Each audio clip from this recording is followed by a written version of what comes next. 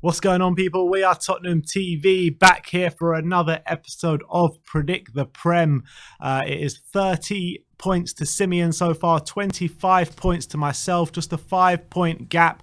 And we go again this week, a whole host of Premier League fixtures to get through and some really exciting fixtures this week. Let me just remind you how the scoring works. So it's 1 point for a correct result, 3 points for a correct result and both teams to score, 5 points for correct score, and you also have the star man selection, and we're adding in something new this week. So it's 2 points for a goal for the star man and 1 point for an assist.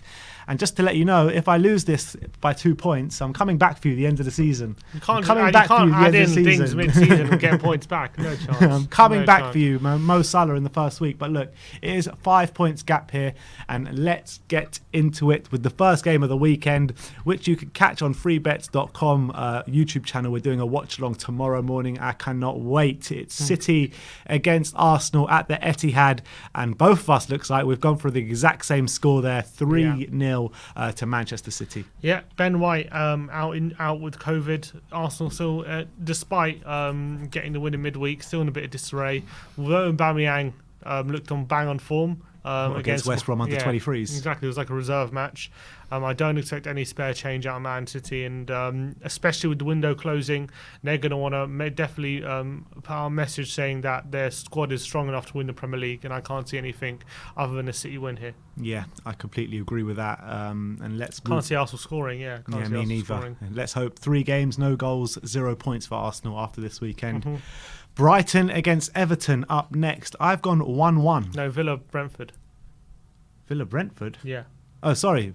Villa Brentford. I have gone 2-1 to Villa. I went 1-1. 1-1. 1-1 in this one. I've gone for Brentford to snatch a point from the Villains.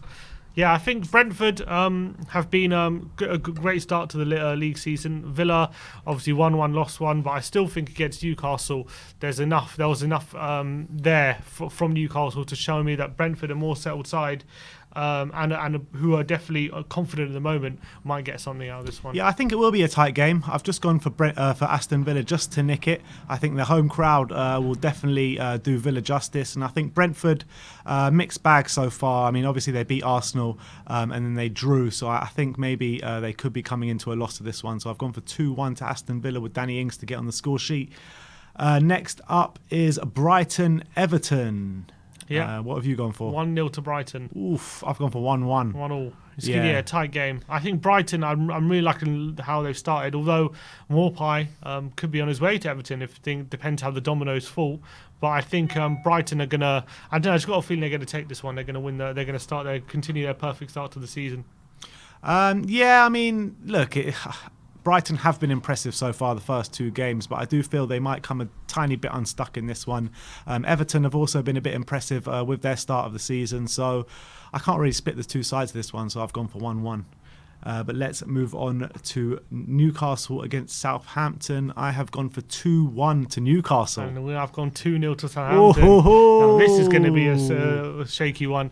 I just feel like Southampton played very well against Man United last time out. They're going to be and it's really important for them to get the first win of the season. They're a very attacking side, and as much as Newcastle have got a few goals so far, did struggle quite badly. They played all right against Villa, but they didn't score any goals. And I have a feeling it's going to be an attacking game, but I think Southampton are kind of going to come away with it. Yeah, it's interesting because I think Southampton are very much weakened from last season. I've gone for both of these teams to be involved in a relegation scrap this season.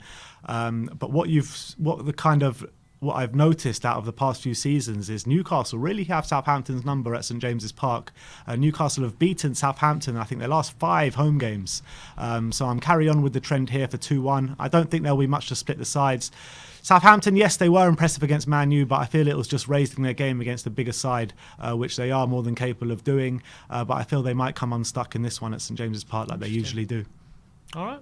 Norwich against Leicester. I've gone for 1-0 to Leicester. I've gone for 1-1. Ooh, I think for interesting. Norwich to get their first point of the season. They've taken 2 hammerings in the first 2 games, and if they want to send a message, it's not going to be a long season for them, and that they actually are here to compete and not just get battered every week. I think they need to start getting points soon, and I think they don't want to start with 3 consecutive defeats, and I think a point would be a good point for them. So I'm going for them to get a draw. Exactly, they don't want to be like Arsenal. No, definitely not. But look, I think Norwich have been poor so far. Their start of the season, they're coming up against a Leicester side ravaged with injuries, yes, but I still think they'll have enough to get over the line. I mean, if you cast your mind back to last season, they really did get through games with their heavy injuries last season, Leicester. So I think they will just about do it again tomorrow. So look, Leicester, we all know they're a quality side, fought for top 4 last 2 seasons. So I can see them just about getting over the line against a Norwich with a injury-ravaged squad. West Ham against Crystal Palace. Ooh, I've gone for 2-0 West Ham. You gone for 1-1? I've gone for 1-1, yeah. I've gone for 1-1. I've gone for Palace to get their 2nd point of the season after their 0-0 against Brentford.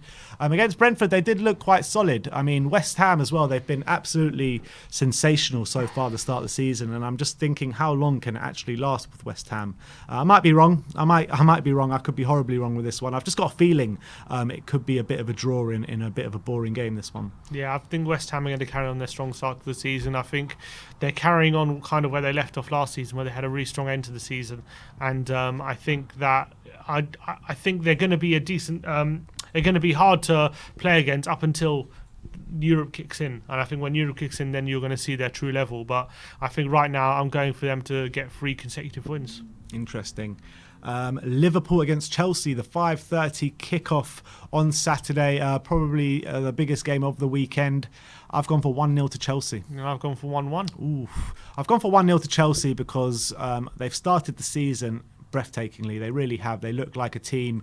They look like a team that really could be champions by the end of the year. Thomas Tuchel's really got this side playing. They give nothing away at the back. And look, Liverpool are a great side in their own right.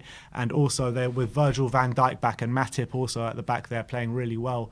I think it's going to be a cagey affair. And I was actually very close to being 0-0 in this one, but I think Chelsea might just nick it. Yeah, I think at Anfield with the crowd behind them, I reckon I can see them having a fast start and taking an early lead. But I think once Chelsea grow into the game and settle down and Liverpool maybe run out of a bit of energy, I can see Chelsea definitely responding and getting a draw. And I think a point away at Anfield, even in a title-winning season, is a good point. So I think it'll be a share of the spoils between 2 teams who could well be challenging for the title come May. Interesting.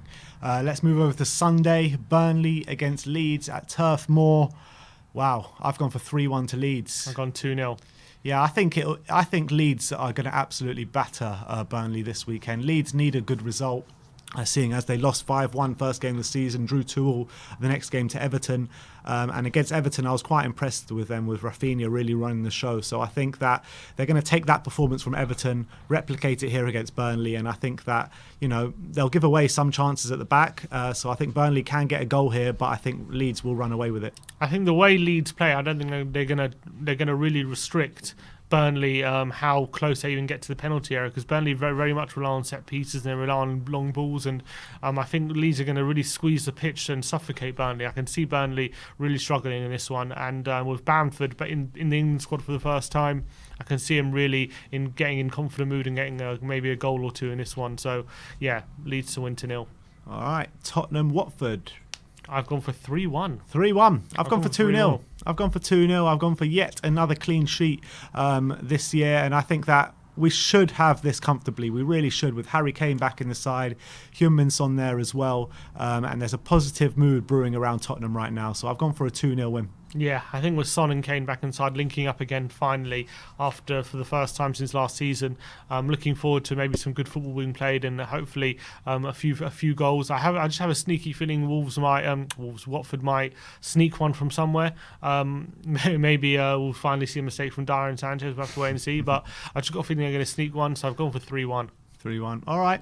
And the final game of the weekend is Wolves against Man United at Molineux. I have gone for 2-1 to Manchester United. Yeah, I've gone 1-0.